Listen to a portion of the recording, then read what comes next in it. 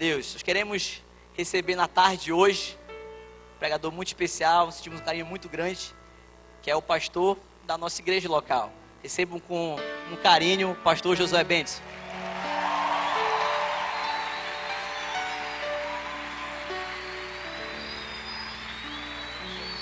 Amém. Paz seja convosco.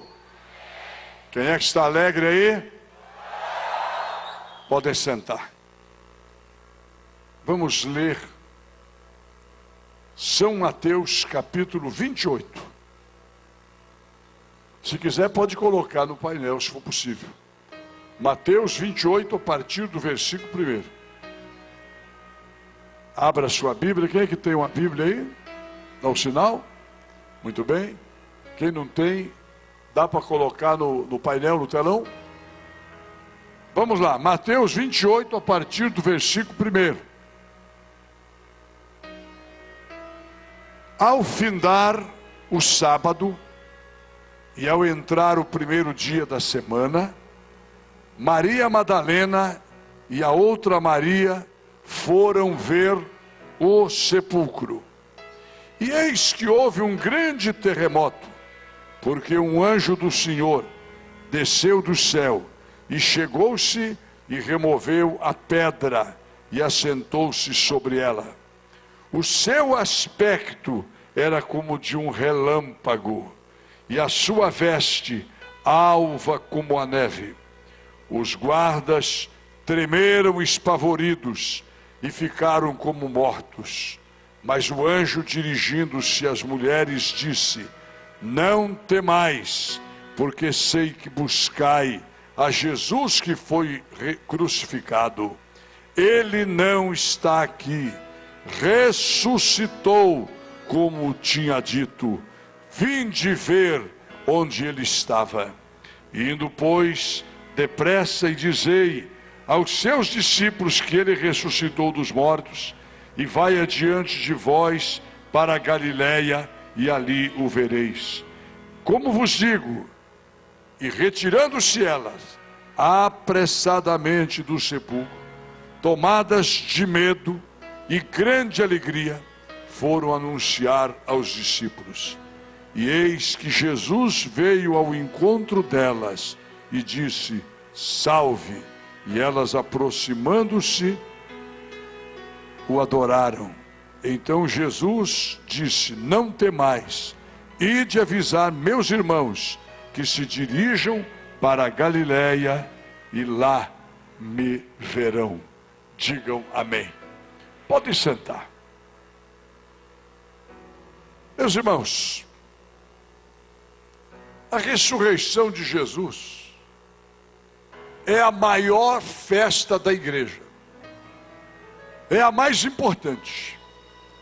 Porque alguém diria: mas pastor, a gente escuta no rádio, na televisão, quando chega o mês de dezembro, que o Natal é a festa magna da cristandade. Não. O Natal, transformaram o Natal numa festa comercial. Então todo mundo tem que pensar em presente e etc. Não. A maior festa da igreja é a ressurreição de Jesus. Por quê? O apóstolo Paulo, escrevendo na carta aos Coríntios, primeira carta, capítulo 15, ele diz: se Jesus não houvesse ressuscitado, a nossa fé seria vã. Nossa esperança seria vã. Porque todos os profetas falaram da ressurreição. O próprio Jesus, quantas vezes disse para os discípulos: é necessário que o Filho do Homem seja entregue nas mãos dos pecadores, ele seja morto, mas no terceiro dia vai acontecer o quê? Ressuscitará. Agora é impressionante a gente observar um fato, como que o estado de choque faz a pessoa esquecer. Quando os apóstolos viram Jesus ser crucificado, quando viram Jesus morto na cruz, quando viram Jesus sendo colocado na sepultura de José de Arimateia, quando viram aquela pedra fechar a sepultura, eles esqueceram de tudo. Porque se eles não tivessem esquecido, vocês sabem o que eles iam fazer? Plantão em frente à sepultura. Eles ficariam de plantão, iam passar o sábado lá e estariam esperando para ver o maior de todos os milagres. Esqueceram, morreu, acabou. A nossa esperança, uns pensavam que Jesus ia sentar no trono de Herodes, a mãe de João e Tiago até um dia chamou Jesus em particular e disse: mestre, quando o senhor sentar lá no trono de Herodes, por favor, dá o lugar à direita, outro à esquerda para os meus filhos, né? Faz dele os 2 ministros mais próximos. Muita gente esperava um Jesus revolucionário para libertar a Palestina, libertar Israel, a Judéia, do domínio de Roma. Mas Jesus tinha dito mais de uma vez: o meu reino não é deste mundo. Volto a repetir, se os apóstolos não tivessem esquecido as Escrituras, não tivessem esquecido o que Jesus falou, eles ficariam de plantão lá em frente para ver o que ia acontecer. Agora, graças a Deus, que os sacerdotes judeus não esqueceram. Não esqueceram, pastor? Não. Eles foram lá no palácio de Pôncio Pilatos e eles disseram: governador, nós queremos uma providência, porque foi o termo que eles usaram, aquele embusteiro, aquele enganador, ele dizia que quando ele fosse morto, ele no 3º dia iria ressuscitar. Olha, para que a segunda história não seja mais forte do que a primeira, coloque uma guarda lá. E o Pilatos mandou uma guarda, selou o sepulcro para ninguém abrir, e os guardas ficaram de plantão ali, e os apóstolos escondidos com medo. Só as mulheres se lembraram de um fato, que elas tinham que embalsamar o corpo de Jesus. E de madrugada, 1º dia da semana, Maria Madalena, Salomé, a Maria mãe de Tiago e mais algumas cujos nomes não são mencionados, era um grupo de mulheres, não sei se 5, se 6. Elas de manhã, de madrugada, escuro, tanto é que elas não conseguiram divisar quem era que estava lá. Confundiram Jesus com o jardineiro. E no caminho, eu fiz questão de ontem à noite ler nos 4 evangelhos, como cada um retratou a ressurreição de Jesus. Enquanto elas iam, elas conversavam entre elas, e a pedra, aquela pedra é muito pesada, será que nós vamos conseguir removê-la? Ao se aproximar da sepultura, a pedra estava removida. Os anjos de Deus vieram. As vestes eram alvas como a neve, diz a Bíblia, e a semelhança deles como um relâmpago. Foi algo assim muito forte, que os soldados caíram como mortos e fugiram depois. E ao chegarem, os 2 anjos dentro da sepultura disseram para ela: eu sei que vocês estão procurando Jesus de Nazaré, que foi crucificado, mas ele não está aqui.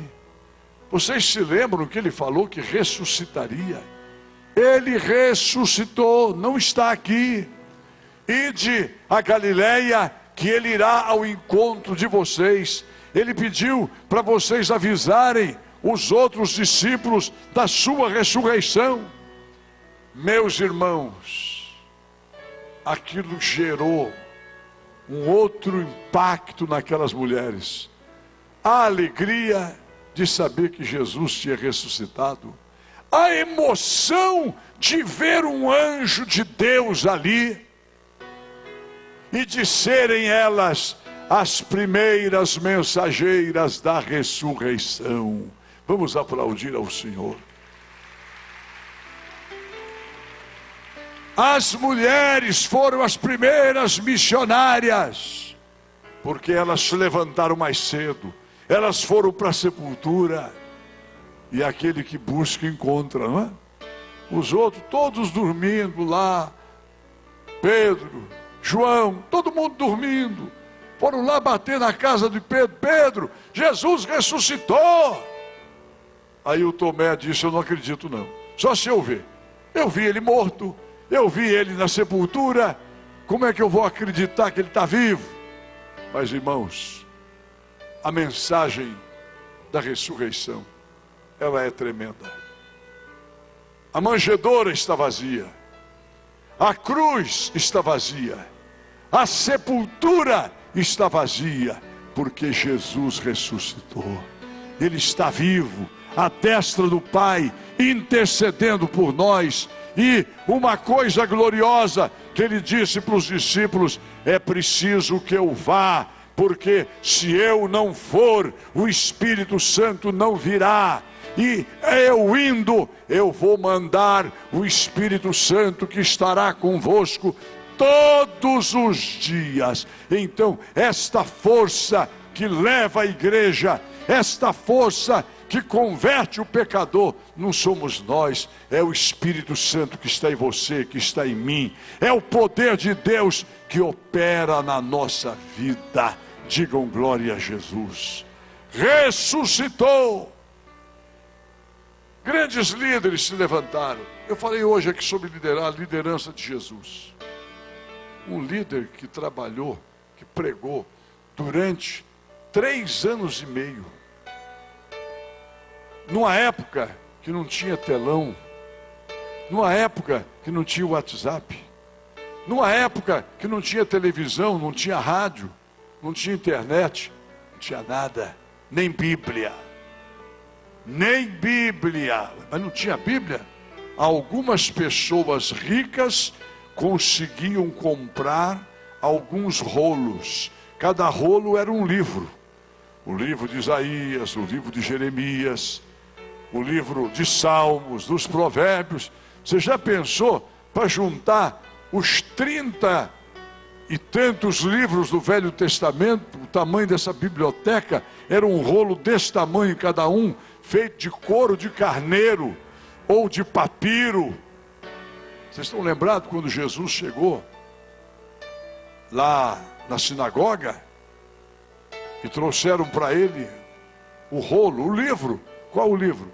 O livro do profeta Isaías. Era enorme.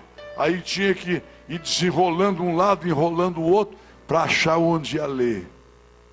Hoje você tem uma Bíblia num pendrive, né? Hoje você tem uma Bíblia no celular. Pois olha, sem nenhuma tecnologia desta, Jesus em 3 anos e meio, ele treinou uma equipe que mantém a igreja viva até hoje. Digam glória a Jesus. É impossível lembrar isso, irmão, e não se emocionar.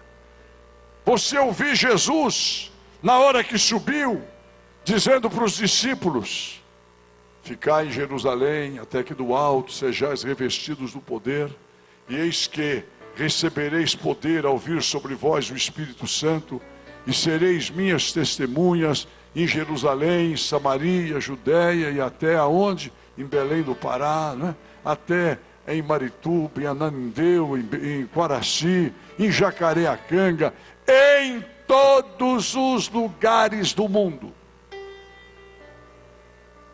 Missão impossível. para aqueles homens humildes e pobres. Cultura pequenininha. Mas aqueles homens, eu quero que você entenda isso. Eles não investiram dinheiro no reino. Eles não investiram oferta apenas. Eles investiram tudo. Eles investiram a vida. Dos 11 apóstolos, depois colocaram um no lugar de Judas. Voltou a ser em 12. Dos 12 apóstolos, só um não foi mártir, João. Todos os outros pagaram com a vida o seu apostolado. Daqueles diáconos da igreja primitiva, a maioria pagou com a vida.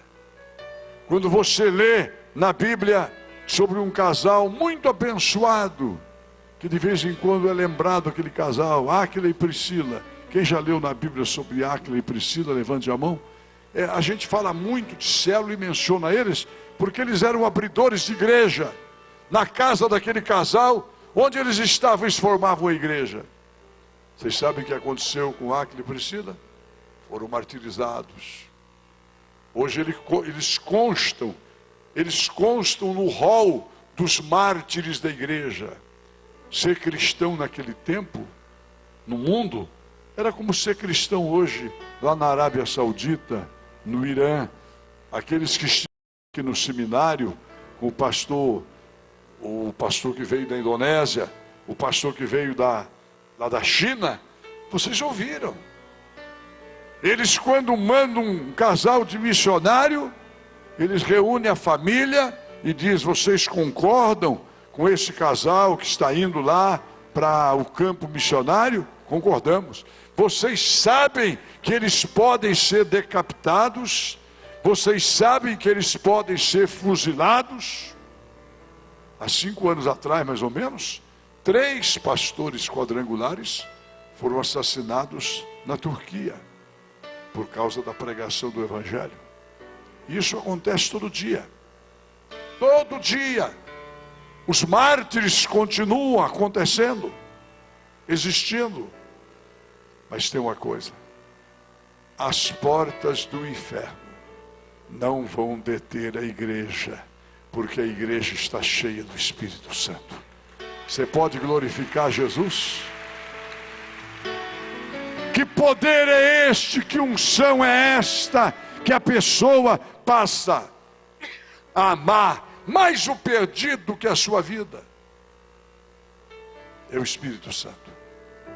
Ninguém detém a igreja de Jesus. Ninguém detém. E isto, vocês podem ter certeza, começou com a ressurreição de Jesus. Maomé, lá em Meca, tem a sua sepultura. Se você for lá, você visita a sepultura do Maomé, e os ossos dele estão lá dentro. Lá na França está a sepultura de Kardec. O corpo de Buda foi laminado em ouro, embalsamado e laminaram em ouro o corpo do Buda, aquele Buda barrigudo, não é? Todo em ouro, está lá. Você vai em Jerusalém, tem uma sepultura que foi usada apenas por algumas horas. Quando as mulheres chegaram, o anjo perguntou: por que buscai aquele que vive dentre os mortos? Ele não está aqui, ele ressuscitou. Levanta a sua mão e diga comigo: Jesus ressuscitou. Ele é a primícia dos que dormem. Eu vou vencer a morte. Amém. A morte não é o ponto final. A morte é a vitória do cristão. Louvado seja Deus. E que Deus possa abençoar essa juventude. Eu tenho dito que os maiores pastores e pastoras do estado do Pará não são esses que estão hoje. Nós estamos aqui fazendo a nossa parte nesse período, mas Deus vai levantar no meio dessa juventude aqui, gente que vai chamar a atenção do mundo. Vamos aplaudir o Senhor Jesus.